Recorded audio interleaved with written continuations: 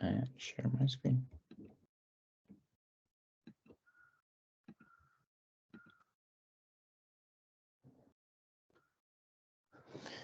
Can someone like either type in the chat or give me a thumbs up if they can see my screen and the paper? Looks fine. Okay, cool. Thanks everyone for coming. And so this paper is actually really interesting because it's about Dirk just told me his internet issues. Well, I think he'll be able to come on soon, but maybe I can give like a quick introduction. Well, it's about basically a model that's pre-trained and supposedly generalizes to any new small tabular data set.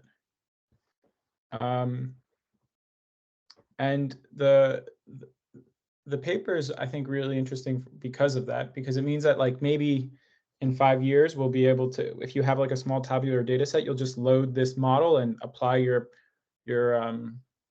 data set to this model and get the best performing results you can. You don't have to do any training.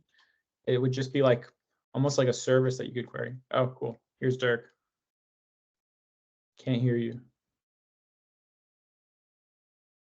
Can you hear me now? Yep. Sorry about that. I had to reset updates. Sharing. Can you hear me now? Fine. Yeah, you're good. Perfect. Yeah, let me just grab the paper and then I'll start sharing.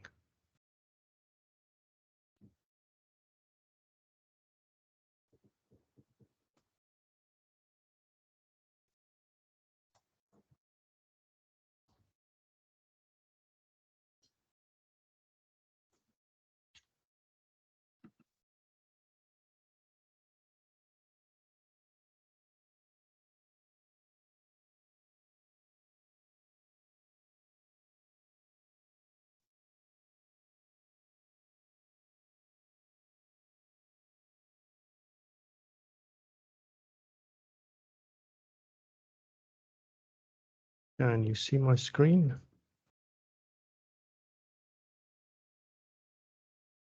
Not yet, but maybe I have to make you like a. Could be. Do I have to give you some specials? Yeah. Could you also share that link to the paper with me again? My Adobe doesn't seem to work, so I'll just use my my browser. Yeah. Thanks.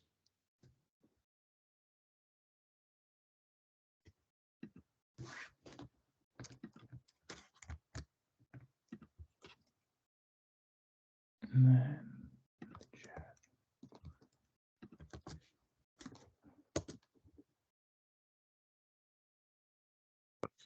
Yeah.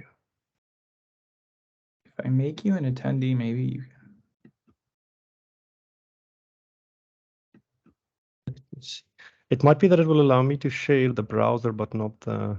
I don't know. No, I have to make you a presenter. Okay, you're a presenter. Okay, let's see. Yeah, now it's working. And I will share this one. Perfect. Thanks, everyone. Thanks for the patience. Right. So this is an interesting article that's been doing the rounds of this transformer that solves small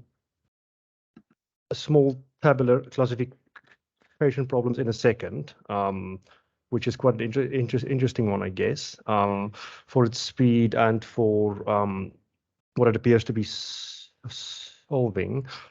What I think is interesting about this, or at least why I wanted to present it, is I've done a lot of work in Bayesian statistics, which have it's a fad, and it's not. It became quite popular around the 80s for the interesting things it could do, but usually the Bayesian approaches are quite bad when you do big data, unfortunately. So it didn't surprise me when I saw here it solves small tabular classification problems. Oftentimes, the technique that made Bayesian statistics useful, if we want to call it that, was Markov chain Monte Carlo. Before that, like before the 80s, I guess you would have to rely on conjugacy. You could only be a Bayesian if you had a certain theoretical problem that you could, where you could work out all the posterior distributions. Because remember, if you're a Bayesian, it usually just means what you're doing is you are doing the same thing as a frequentist is doing, or a machine learner, in that you have a likelihood that you want to optimize, but the way you're optimizing it isn't just by optimizing or maximizing the likelihood. You're multiplying it with the prior and then doing inference using the posterior distribution. Now, this is quite hard to do mathematically, or let's say analytically. You can oftentimes find an analytical solution to maximum likelihood problems for various regressions or even regularized ones, where or you could write a quick iterative algorithm to maximize the likelihood of your regression or of your GLM or whatever. It's a bit harder to do if you're a Bayesian and you want to write out the exact form of the posterior. This all changed in around the 80s when they discovered Markov chain Monte Carlo, which is this idea that you don't have to be able to analytically estimate the posterior. You can just write down a function that is proportional to it and then draw samples from that function using Markov chain Monte Carlo theory, and then you can like learn about the posterior distribution. And all of a sudden, a lot of problems that were mathematically intractable or just too computationally intensive became doable. Bayesian stats is still struggling a bit with truly big data because you don't have this issue. You don't have the this thing that neural nets can usually do with their smart updating things there. Where you can split the problem into batches and run it through each batch on its own until you've done a pass over the whole data set. That's still a thing that's out of reach for most Bayesian applications. Although recent work in this has been doing has been making it easier. There's a thing called consensus MC and MCMC big data that I've presented in the past. That's quite interesting. So we are getting there. But oftentimes when you see an approach like this TabPFN, be wary that there's a huge caveat that it might work quite well, but it will probably only work on small data sets. So they go through and they explain what tabular data is. It's again one of those things. Naming things is difficult. I've come to know this under many names. So this is here they say tabular data is comprised of categorical and numerical features, as opposed to, I guess, non-tabular data. I guess all of us have to deal with this at some point. They probably mean it in the sense that you have mixed data. You've got some features that's numerical, some features that's categorical, and you might also have some other features that might be language basically or whatever. It's this shouldn't be too strange for people who's done lots of regressions and GLMs, because usually you mix things basically. So, and then they quickly go through the research and they say all the techniques that has been used, and they want to say that their key contribution is this TabFPM, basically a single transformer that has been pre-trained to approximize essentially the solution so that you can get rapid answers. Now, I'll also be honest, like my training is more that of theoretical statistics. I don't know that much about transformers. So I don't know exactly what this adds in terms of the transformer literature. What I do like about this article is that they use a few things that I think has been often overlooked from the Bayesian perspective. One is if you have useful prior information, you can incorporate that. Oftentimes, Bayesian approaches don't really incorporate that. This has actually been a thing that I've seen much more incorporated in machine learning applications, where you would pre-train a model on one data set and then use the weights of that as a starting point for your new data. I think that's quite cool, and that appears to be what they've done here. And then the other thing what they do, and this is I think what I'd like to focus most of the talk on, is they do this thing that is again often overlooked in people who use Bayesian statistics for stuff like this. If you are a Bayesian, essentially there's no difference between, at least from a computational point of view, between parameter estimation, prediction, and missing data imputation, as it were, because each of these can just be treated as an unknown. You can treat a variable to be predicted as an unknown parameter in the model, which just happens to be a new variable that you want to predict, a new y basically, but there's no reason to treat it different from a parameter. And that's usually what people do. Like if you are training a Bayesian model and you're using Markov chain Monte Carlo, while you are training the parameters, the thetas, in this notation they use psi as the parameter space basically. While you're doing that, you might also be, because you're already drawing samples from this unknown posterior, you also have as a byproduct the posterior predictive distribution, which is what you will use to make inference after training the model. But that means you can essentially do one run over your data set. If you've trained your model and estimated your parameters, if you set up your code correct, and if you stored all of the variables, you also end up with your predictions. So that seems to be what they have done here, and they'll show it a bit better later, where they say they do the prediction and the estimation in one step. Essentially, they go through it here, and they make and they say that is a big that is a big feature of this model, which is quite nice. They also say you also get, usually when you're doing something as a Bayesian, since the earlier, I think it was in the early 2000s, Radford M. Neal wrote a few articles where he showed Bayesian neural nets performs really well at predictive tasks, and he won NeurIPS, I think, for 2 years in a row with that, just by, he used existing models, but he applied like a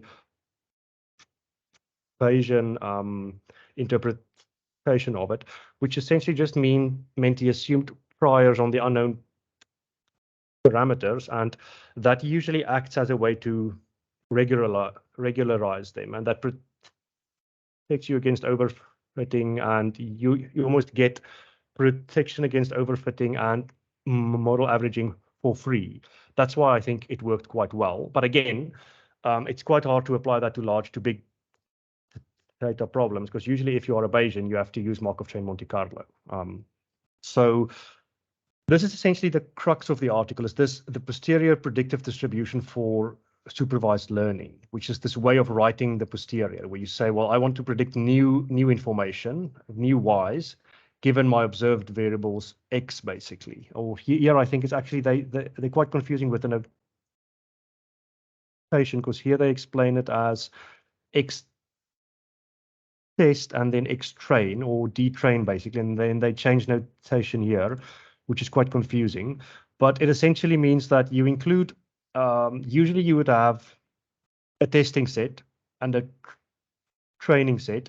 You would run your model over the training set, and then you would use it to predict a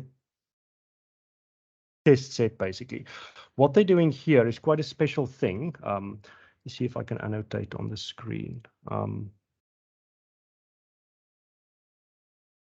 Don't think I can annotate.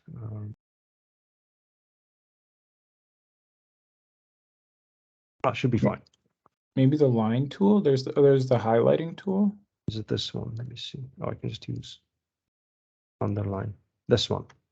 So essentially what you'd have is you'd have your data set, which looks like this. Here you've got your y's, the ones that you observed, and here you've got your x's basically, and you want to predict. And what they say with the tabular data is some of these x's might be numerical and some of them might be categorical, and that's what makes this tabular. But this very much is supervised learning. You've got x's and you're trying to predict y's basically. And then you've got another set here where you want to do the predictions, and for these ones, you've only got x's and you haven't got y's. So usually what you do is you would train the model on this data. Once you've got all your weights, let's call the weights theta. Let's put them here. Let's call the weights theta basically. And we put them here. So you train your model, you get your weights, your thetas, or your parameters if you're a statistician. And then after you've trained this model, you use these estimated thetas to predict your unknown y values basically. What this model is doing interesting, and it's quite hard to explain, and I don't think they do it really well here. I've not seen anyone who explains this part of it really well. Is what they essentially do is they say, well, let's not call this the training set and the testing set. Let's call this the whole data set. And we've got these parameters here that we have to estimate. We'll estimate them from this, but let's pretend these variables are also a parameter to be estimated basically. If you write out the mathematics and you do all the conditioning and all the proportionalities right, the model doesn't really care that these ones aren't really parameters, they're actually y variables. If you formulate your model as if these are also unknowns to be estimated, while you're estimating this set of thetas, you're also estimating this set of thetas, which happens to be your predictions. So that's what they're doing here. They are showing you how to write the model so that you can just do one big estimation of everything. So you don't have a training set and then a training step and then a prediction step. You train and predict in one go, which I think is quite interesting. And this is like I said, this isn't that unheard of in the Bayesian literature. It's just not a thing I've ever seen presented as a feature. Usually, if you are a Bayesian, this is almost seen as, well, it is a thing that you'll have to deal with in addition to everything else. You have to make sure that you are drawing samples from the posterior predictive distribution, because your posterior predictive distribution is essentially the distribution of unknown y's, which are these ones, given everything else. Everything else means all the data, all the y's you've observed, and everything. So that's what they're trying to do here. The posterior predictive distribution specifies it with these labels, and then they say this is how they split it up. But essentially, that's what they're trying to do here using lots of mathematics. They do it awkwardly, but that's what they are getting at. So now you've got a big, essentially a distribution here of y, given of like the new y's that you want to predict, given everything else, given all the predicted x's, all the testing x's, and all the training x's, and all the training y's here, basically. That, I think, is the main takeaway from this equation here. Like I said, they don't explain it really well. I think they make it needlessly complicated, but they probably had a good idea in their mind of why they did it like this. Now, if I scroll, oh, that's great. If we scroll, that's essentially what they're explaining here. And here they explain it also with a architecture where they try to say how the x's and the y's relate to each other and to the new y's, basically. So here you can see these are the inputs, training inputs, and the outputs essentially means if we have to predict a new y. This set here represents our first box up here, and these are the new y's, basically. This is the testing set, basically, training and testing set. That's what they're trying to explain here, which I think is quite cool. Yeah. One thing that I was wondering is, so the arrows in that figure are depicting like which points attend to which other points. And I was wondering why the points, like the test X points, don't attend to each other as well. Like, is that a mathematical thing, or is that like, I was thinking probably it's so that the math of Bayesian inference makes sense, but Yes, I I was thinking that wouldn't it be helpful, because then you get a better idea of the input distribution by seeing that.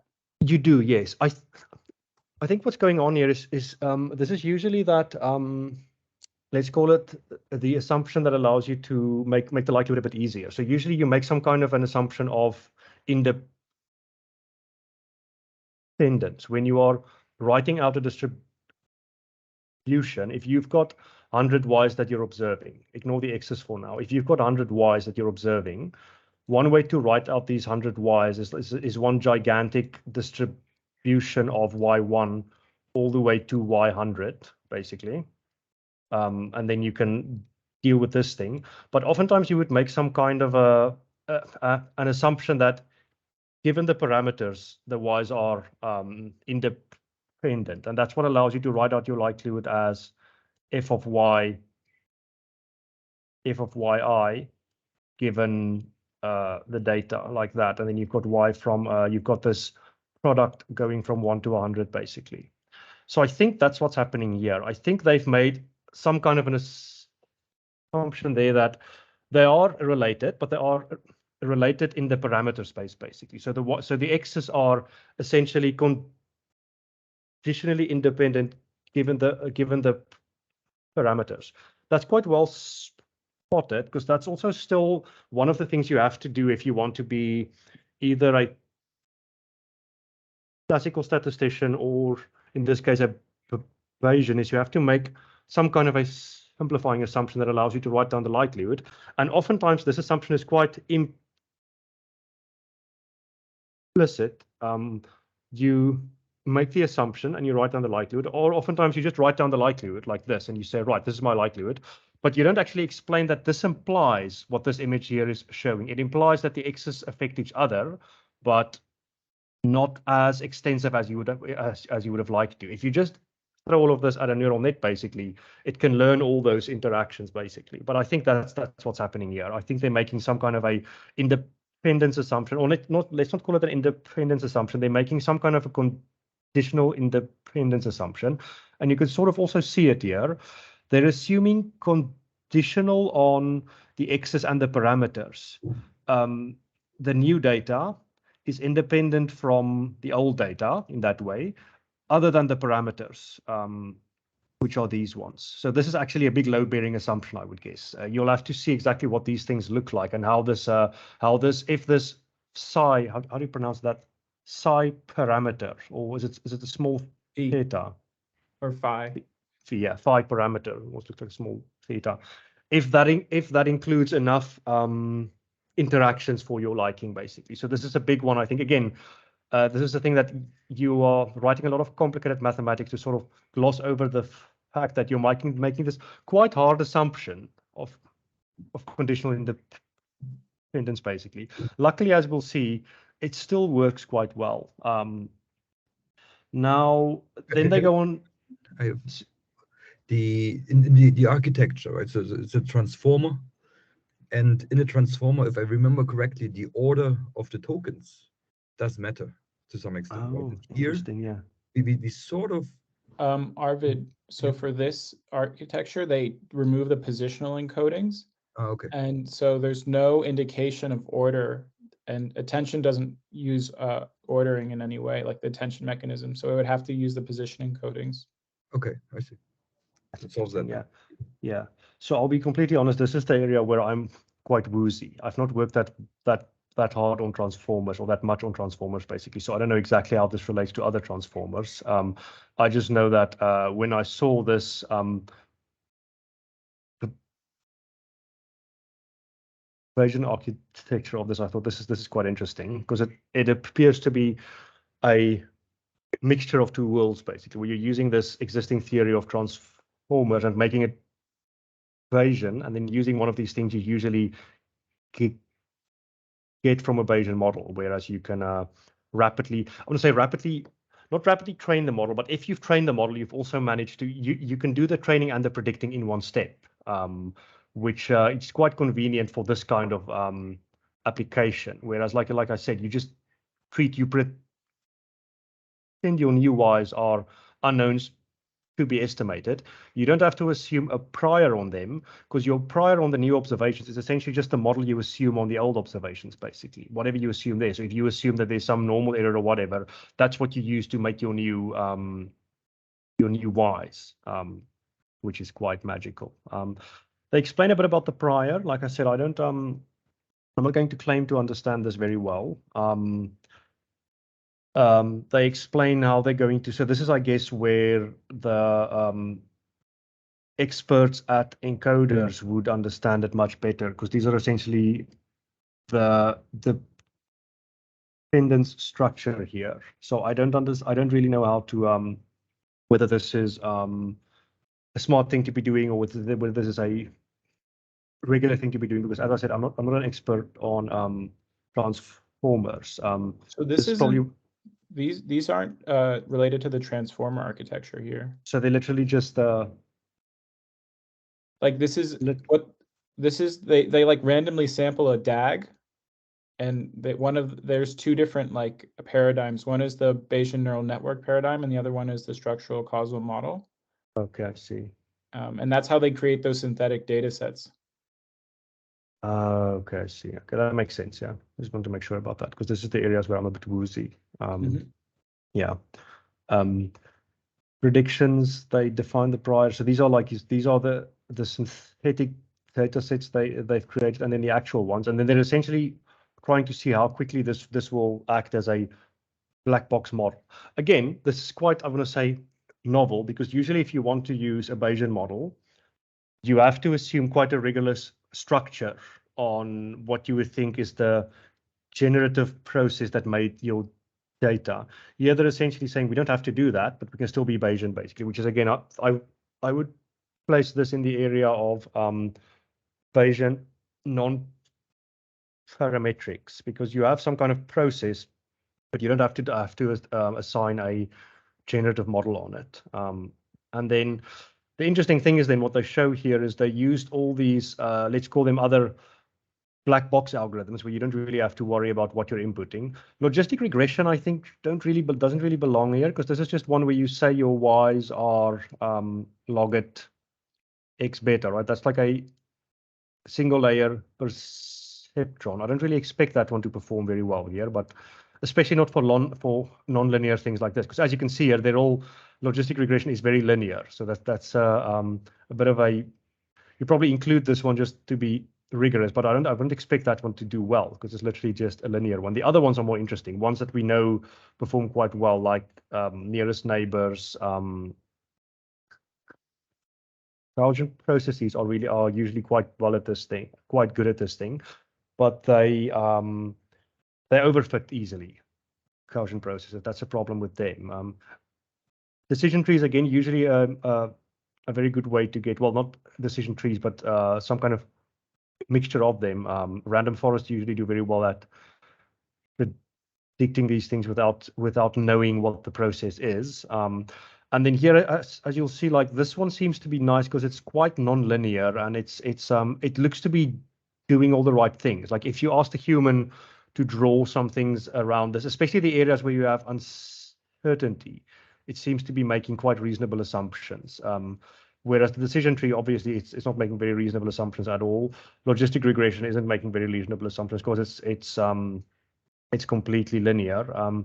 Nearest neighbors are also not that good at performing in areas where you don't have data, because if you don't have a neighbor that's near, how do you perform the inference?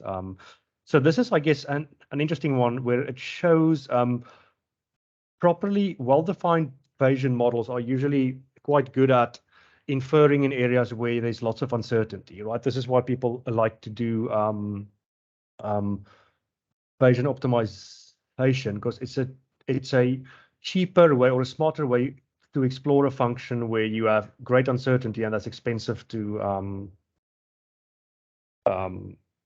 navigate through this space. What I do found interesting here is how well this performs in the areas where there's little information, given how unstructured the model is. And I think, again, this is probably what they're adding here. This is their value add or the thing that's novel, because usually to get the strength of a Bayesian model, which is essentially well-defined inference under extreme uncertainty or areas where there's little data, you have to be very rigorous in how you define the model. You have to specify that generative model. Here they seem to be getting the best of both worlds. You don't have to specify a generative model and say this is a GLM with this error distribution and this linear predictor, and they still get quite good output. So this is using, I guess, the strongest parts of the literature on transformers, like the non-parametric. Sorry, go on. Would one not expect, so far away from where most of the data is defined, the predictions to be 50-50 essentially, or whatever is the class imbalance? And here, even in TabPFN, it seems to make a choice far away from the data to be either one class or the other fairly strongly. Yeah, so I think that's what they're trying to indicate with the colors essentially, because there are the colors here to me indicate what's your probability of the one class or the other, basically. So highly red means I'm very certain that it's red, and less red means I'm not that certain that it's red. So this is probably more like a 50-50 thing, like if I can't really know what the two are. So I think, and looking at these ones, like this is obviously much more, let's say, confident in the errors than this one is, basically. This ask L2 seems also to be quite reasonable in that in areas where you expect there to be more uncertainty, you see like less uncertainty. This one also does it fairly well, the logistic one, like where you have little data, there's less certainty, but you have this huge error in that it assumes it's linear, basically. So again, the assumptions you make, this is usually when you are trying to predict a data point far away from where you have information, your assumptions heavily influence the prediction, and this is where you get catastrophic extrapolation, basically, like this. This is that catastrophic extrapolation. And the other method seems to suffer more from that, especially the, let's call it non-probabilistic models, like nearest neighbors or simple MLP. This one's also doing well, the Gaussian process, because it's more of a probabilistic one. But this still looks pretty much says 50-50 right outside the observed distribution. Whereas over here, yes, yeah. Which is, I guess, what you want. You want it to be 50-50. You want it to be like slightly erring on what you know, but if you have to make a decision here, you will say red, basically. But this essentially, you want this one to be more like a 50-50, basically, yeah, exactly, erring on one side or the other. So it's, again, it might be a slight overfit. One might also say, like, I'm quite happy with this. If I had to choose which one I want to use here, I'd either go with the Gaussian process or the TabPFN, just because it has that thing, like you said, about the 50-50, basically. Gaussian processes are a mess, though. They're also quite hard to make work, I guess. You're also small data set typically, right? So you have to. They are small data set, yeah. One trick or something, it's usually means. Yes, yeah. That's also why, like, I think it's again, there's an article again by Radford M. Neal where he proves if you have a neural net, like a deep neural net that's infinitely deep and infinitely wide, it becomes a Gaussian process, basically. So then the question is, well, why don't we just use I think just wide, right? Just wide. Okay, yeah, something like that. I always forget that one. But and then the argument also is then, well, why not then just always use a Gaussian process? Because Gaussian processes are really expensive to fit. You can't do them on big data. That's the main thing I think people use neural nets for, is you can learn very complicated processes on extremely large data sets. So again, it's this one, I think we should view it as a method that competes or is near to a Gaussian process, basically, because it works on small data, unseen things, we're unsure about the structure. It seems to have a lot of the benefits of a Gaussian process, with the main drawback being it's for small data, right? I think that's a big caveat. Luckily, they do mention it here for small problems, right? Smaller problems, small data problem. But still, you can use it if you have small data and you don't want to spend weeks working on like a generative model, basically. So I think this is the crux of the article. The rest of it, then they show ways of assessing lots of metrics showing why this is useful and where it works and where it doesn't work, where it works well, when you should use it. And again, I don't think this is one of those. This isn't a technique that I would say is massively. It's going to supersede and replace everything else. What this might be is yet another tool in your toolkit, basically. And I like to think of all modeling problems as some kind of a bias variance trade-off. You have to decide what's important to you. Is it speed? Then this is probably good. Do you have big data? It's probably not good, basically. So these are just, I think, graphs that allows you to choose when should I be using TabPFN and when should I use something else, basically. Like what's my budget? What happens after a while? How bad is the overfitting? So on and so forth. The rest, I think, is essentially just that, explaining when it works, like showing that it really is a lot quicker than the other methods. Again, the interesting things, I think, is in the beginning, and the fact that it's you do it in one go. Like you get the predictions after the training. You don't have to run a dot train and then after that a dot predict. You essentially run training, and at the end of that, you get your predictions. So if your training only takes 1 second, your predictions will also be ready in the same go.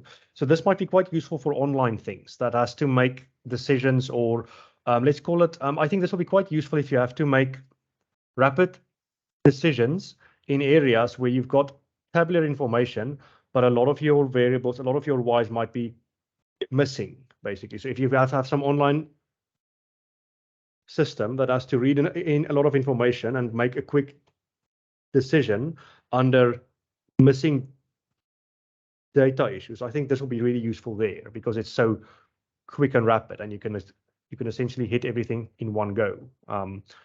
And then conclusion and future work. Again, they released the code, and then there's lots of references and some more details about the results and exactly what they did, basically. So if you care heavily about what's going on and exactly how they measured it, I think it would be useful going through this. But I think this is the boring stuff if you think about what's really happening here. In my mind, the thing you should realize here, the interesting thing, is this: they've managed to use this feature of, let's call it Bayesian reasoning or Bayesian modeling, where you don't really split your data set into a training set and a testing set. You just have a data set and you have a full probability model over it, or as it's usually called, the posterior predictive distribution, which is the distribution that defines new observations given everything we've seen before. And in this D, you'll see here in this D train includes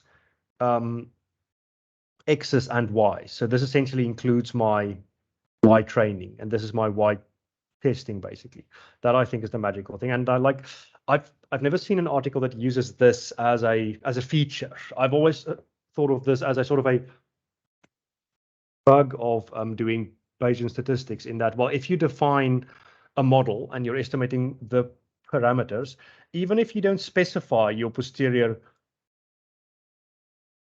predictive distribution, it is there implicitly. You don't get to be a Bayesian without having this, basically. So they've now gone and turned that argument on its head and said, well, actually, this is a feature. We can use this. If you define a Bayesian model, you get predictions on the go, like as you are estimating it. Because usually when you estimate this, what you will do is, if you are a Bayesian, and I don't know if they explained this in great detail yet, but usually if you are Bayesian. The only two ways you can usually do inference on this is either by using some kind of a sampling scheme like Markov chain Monte Carlo, or you're doing some kind of Kullback-Leibler minimization thing where you're trying to see what does the posterior actually look like. But in each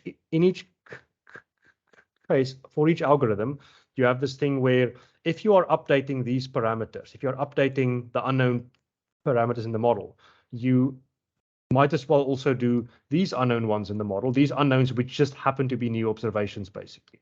This is the first time I've seen this used as a feature, which I think is pretty smart. Again, it's expensive to do this way. There's no such thing as a free lunch, but this has always been an interesting thing to me when you're doing a Bayesian model. Where I think it's a bug is each time you want to do, each time you get new data, you have to retrain the whole model and the predictions, basically. Like this is a feature in that you get you have your estimation and your prediction in one step. That's the feature. But the bug is each time you get a new observation, like if I'm doing this next week and I get new data, let's say I get a new Y data point and some X's, I can't do the things I can do in using neural nets and just input this new information and update all my weights. I have to input everything, the whole data set again, basically. So you have to redo everything. So that's, I guess, the bug. If you have really big data, if your model takes 4 hours to run, if you get one new data point and you run it again, it's going to take another 4 hours to run, basically. So it's quick under these conditions, and one of the conditions is you've got small data. You've got a small data set. So, but if you have a small data set, I think it's quite powerful, because that's also where we know where black box models or models like neural nets and let's call it the extreme versions of machine learning, which is completely black box, unspecified, nonlinear. That's where they struggle a bit, because it's easy to overfit again. So I don't think this is going to change the world, but I do like the interplay, let's call it interdisciplinarity of the transformer people joining with the Bayesians and creating something that I think is quite interesting and works quite well, as we can see here. Yeah, so that's the story. I do apologize if my paper club isn't as mathematically rigorous as Peter's usually is, basically. I'm not as good as at theoretical mathematics as he is, but hopefully it was still enjoyable, and hopefully you learned something. Any time for any questions in the remaining 10 minutes or a discussion? Anyone think this is cool? Oh, I have a couple of things. One thing that they mentioned in the paper, and then I can't find, like I searched and couldn't find anything. Oh wait, Alexander has something he said. I guess there would be by giving partial inputs to the model to extract a predictor by giving partial. I guess there would be a way to extract a predictor by giving partial inputs to the model. Partial inputs, I guess, meaning not all the data, like a subsection of it, or what do you mean by partial? Yeah, I guess so. You could do smaller checks before you're doing before you run it through the whole model, basically. I guess so. That might be a thing to explore with it. I mean, they have the code online. Where would that be useful? That's an interesting comment. I don't actually know. I don't even think the author considered that, but you should be able to, as long as there's enough information. So the thing about these models are also, if you don't, they're not as data hungry as neural nets, for example. But if you don't give them enough data, what you'll get out is just your inputs, your assumptions, basically, your model. I think a good way to do that is if I'm using, if I were to use this model, the logistic regression, basically. The logistic regression, if I give it one data point, what I'll essentially get out is a straight line. basically. That'll be a prediction, but it's essentially a prediction that's just informed by your assumptions, not at all the data, because there is no data basically. This is almost like if you also ask an empty model. If you specify a model and you use that empty model without training it to make predictions, you'll essentially get random noise. So if you don't input enough information in there, what you get out will essentially be pretty close to your inputs, which are the assumptions of the model, added some random noise basically, because you'll essentially get a line out with some random noise around the line if you ask it to do the predictions, where this variance will be equal to the starting variance of your algorithm, I guess. So one has to be careful about that, but you could probably run it with little bits and little bits of data to start seeing how is it changing exactly? Like, where is the point where you think, right, now I've got enough data, I don't have to feed it more. Yeah, that's an interesting point. Yeah. Yeah, I do think this is quite an interesting article. Like I said, I've never seen anyone use it like use this thing as a feature. What annoys me about it a lot is, and I do blame the Bayesians for this, they need to work on explaining this better, writing the math a bit easier, basically, because it's not clear what's going on here. Like, they use a dot there, and then they use dtrain and xtest, and then they make dtrain, and then they input everything into D. Basically, it's obtained like this. This I think is a bit lazy. We should be a bit clearer with the notation. There are some Bayesian authors who are quite good with the notation. Andrew Gellman comes to mind. Usually when he writes something like this, it's quite clear what is what. But then I think what the authors were also trying to do here is to like bring the notation that you usually see in the Bayesian world a bit closer to the machine learning world, sort of like Kevin Murphy tried to do with his machine learning, a probabilistic perspective. And that's where you learn it's hard to do notation well, because if you try to make one new standard that brings together all the other 18 standards, now you have 19 standards, you know, that also. So it is always a problem, but I don't think they did this part as well as they could have. And I think I was only able to spot exactly that this is what they're using, because I have encountered this a lot in the Bayesian literature. So I don't know how good it is from the individuals on the call who's really good at understanding and who's worked a lot with transformers. I don't know how well they explained the transformer side of things here. Like I said, I'm not familiar with that world or that space at all. Yeah, standard notation. Yeah. Yeah, I was wondering if the y at the end of the day is almost an arbitrary choice, right? So you have like how many columns in your data set, and you say y is this one because y is missing in your test set. Now, yes, what happens if we were to actually have, say, of 10 columns, 2 missing in our test set? Would we be able to get correlated outputs for that? Especially if because it's you know, the y and the other missing column, which would be your second y, might not be independent as well. Yeah, that usually becomes an issue for models like these, because essentially it'll all linger on what assumptions you're making. Like, how are you relating? Like, the missing y's, you don't get them for free. They're coming from somewhere, and here they're being output by using your assumptions and the model, basically. But you can oftentimes get hurt here by whatever is implied. Like, you may have made an assumption somewhere that's implying some kind of correlation structure that you're not aware of, and that's what's like leading to all your outputs, basically. So one needs to proceed with caution here. It's also a question of how big is the training set and how big is the test set, basically. Because if you've just got one y in your training set, your test set will essentially be randomness, you know, noise, like I said. So yeah, so that's also the large other one, the one where I would say buyer beware.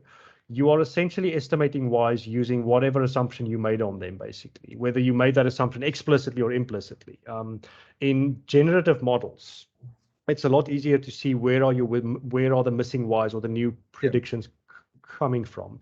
In non-generative models, like more non-parametric models, it's a bit harder, right? You don't know exactly. It's the same sort of danger you have when you use a neural net to predict something, and the neural net says, we predict this credit card transaction is fraudulent. Well, why? Well, we don't know exactly why, because we don't know exactly what led on to that. There might be, it's essentially a black box. The same thing will happen here. Like the more non-parametric we make it, the more we have to be skeptical about where exactly are the correlations coming from. Where are these? How are these Ys being generated? Are they really learning from the data, or did we make some weird assumption here, like the one Peter highlighted earlier about this is an assumption. This is a very explicit. This is a very big implicit assumption there, where there's some kind of independence here that you assumed. Where's that coming from? It's coming from this assumption, right? Should we be careful? Like what's happening?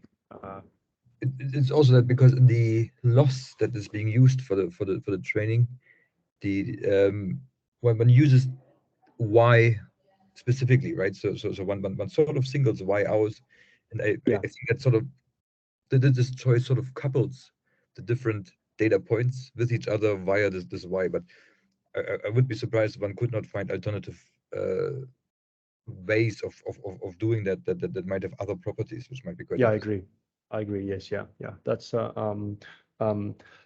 essentially like this overlaps heavily with another area that I think is understudied or underexplored, and that's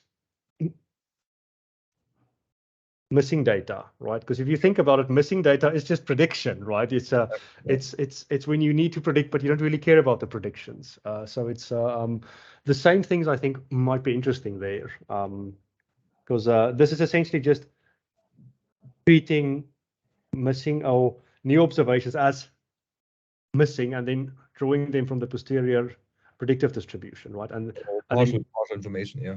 Yeah, exactly. And then calling it a prediction, basically. But oftentimes, like this is also what statisticians sometimes refer to as nuisance parameters. Oftentimes, you treat the missing observations in your data set as a nuisance parameter, as a thing I need to estimate, but which I don't care about, basically. And then they would often estimate them and then throw them away afterwards. And I think a good idea might be to not throw them away, but to look at the nuisance parameters you're estimating and see what are they implying, what are they saying, basically, because maybe there's some nonsense going on in your nuisance parameters, and then it means essentially garbage in, garbage out. Interesting field, this one. It's but there's a lot of which again, articles like this make me excited because they link. There's been a lot of work done in the last 2 decades on machine learning, but not so much has overlapped with these big open philosophical questions about, but what about uncertainty and what about missing data and these things that are always there lurking under the surface, and you can't just wish them away. So at least here it forces you to think about that. Well, what's actually happening? Where's the correlations actually coming from? So fascinating. Yeah. Good. I think that's it, everyone. Thanks a lot. Apologies for being a bit late. I am dialing in from South Africa, where internet is sketchy, but it all worked out in the end. Perfect. Yeah. Thanks, Peter. Thanks for arranging. Yeah. Thank you, Dirk, for presenting. It's a really cool paper, like you said. And thanks everyone for attending. We'll see you next week when Arvid is presenting a really cool paper about applying deep learning to soccer or football, so people don't hate me. We'll say both. And in the meantime, everyone have a good weekend. Bye-bye. Thanks again. Thanks.